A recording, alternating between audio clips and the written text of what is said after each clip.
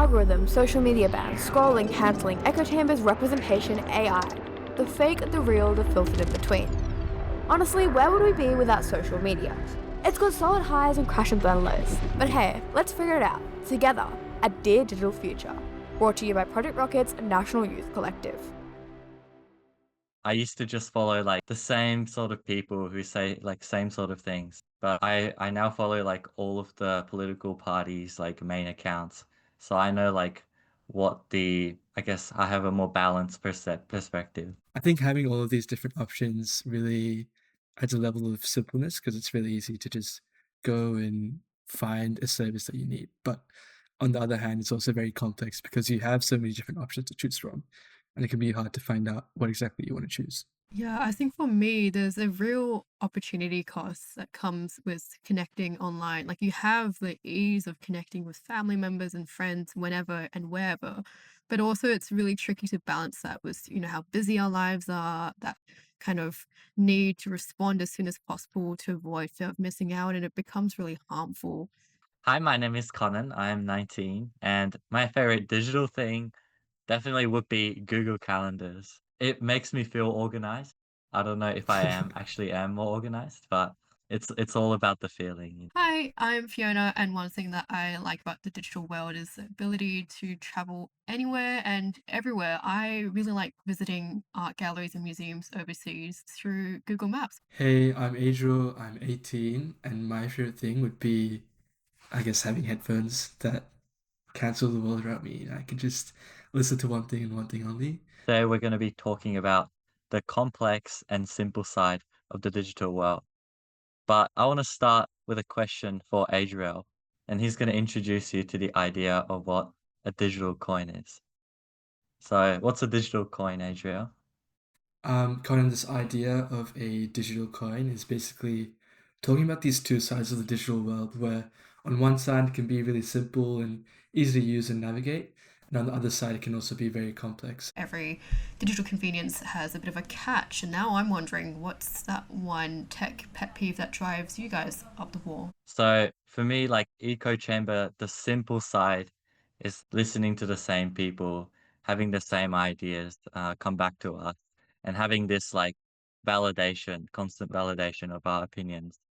But it also means that it's like I guess it's more complex to like if you wanted different opinions, it's harder to like, you have to go out of your way and like change change I guess how the algorithm works, and you got to follow these other people, and you got to look at other sources of news. You have to sort of challenge yourself to go out of your way and yeah, change these things. Yeah, I think it can bring a lot of tension in terms of our interactions with, loved ones and just people in our lives more generally, because the information they might be receiving might be completely different to what you might see on a day-to-day basis, whether that's through scrolling your feed or maybe through the news. These echo chambers can definitely reinforce but also oversimplify views.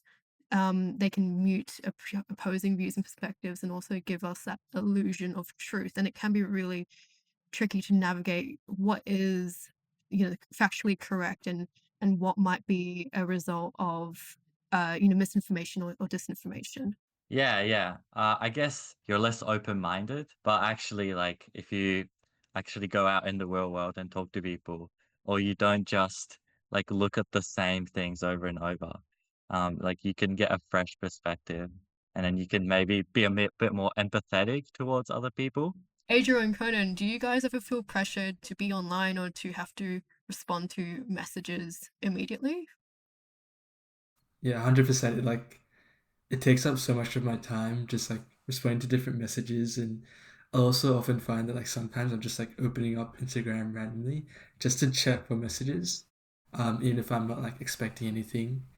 It could even be like when I was studying. I think that's part of it too, though, because I feel like those notifications are engineered in such a way that it sort of begs for your attention and like tries to get you to interact with their platforms.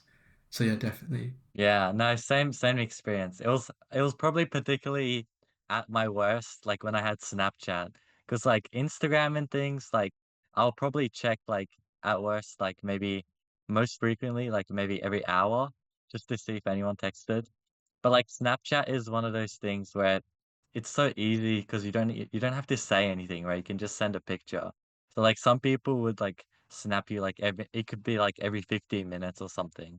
So every 15 minutes I'll get like a message from my friend on Snapchat or like a picture. If I don't respond, like then they'll be like, oh, like what were you doing at this hour? I was probably just in class. I think like fundamentally it makes social connection so much easier. I'm just thinking back to like, I don't know, 1,000 years ago. I don't even know what they were doing at that time. Did you have to like send mail via railroad express? Also, yes, it is very complex sometimes having to scroll through so many different group chats, and I like feel this need to spend a lot of time going through these different group chats, catching up on like 1,000 text messages. It is sort of that fear of missing out.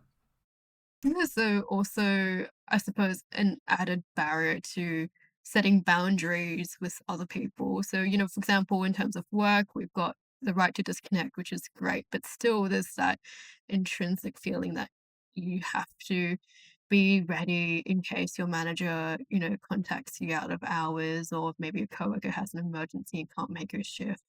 But also in terms of, social outings and friend groups, it's hard to set a boundary um, when you're accessible any time of day, wherever you are. Even you might be overseas, but you still can get a message from the group chat. Well, how do we become more aware of these two different sides of this digital coin? Yeah, I mean, it definitely starts with critical thinking and being curious, but also, I guess, skeptical of the information you're seeing. It does take time and effort, which is why like it's so hard for us to do. But I guess being having a nuanced idea and then not just looking at everything from face value is like is what I think is about being human. And I think is very important. I think when you use digital technologies or when you set boundaries, all of these actions are good when done in moderation and not being too hard on yourself for being reliant on technology. It's designed in a way that aims to capture your attention and your energy for as long as possible.